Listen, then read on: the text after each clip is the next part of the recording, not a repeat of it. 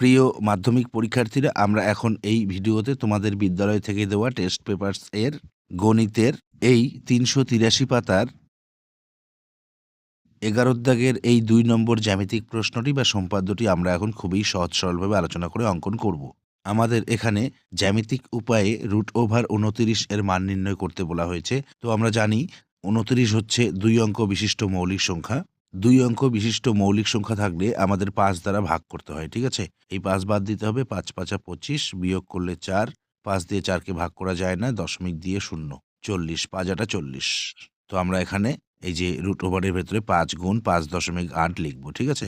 এখন আমরা এখানে স্কেল দ্বারা এই ৫ সেমি ও ৫.৮ সেমি পরিমাপের দুটি সরল রেখাংশ নেব। এরপর আমরা এই খাতার পেজের মাঝে এখানে বড় মাপের একটি রশ্মি নেব, ঠিক আছে? এখন আমরা পেন্সিল কম্পাস দ্বারা প্রথমে এই ৫.৮ সেমির পরিমাপ নেব। পরিমাপটি নিয়ে আমরা এই এ বিন্দুতে বসিয়ে ডান দিকে বৃত্তচাপ কাটব। একইভাবে এই ৫ সেমির পরিমাপটি নেব, নিয়ে বি বিন্দুতে বসিয়ে ডান দিকে আরেকটি বৃত্তচাপ কাটব। এখন আমরা এই এসি সরল রেখাংশটিকে সমদ্বিখণ্ডিত করব। তার জন্য আমরা এই এসি সরল রেখাংশের দৈর্ঘ্যের অর্ধেকের বেশির পরিমাপ নিয়ে উপরে ও নিচে বৃত্তচাপ কেটে নেব।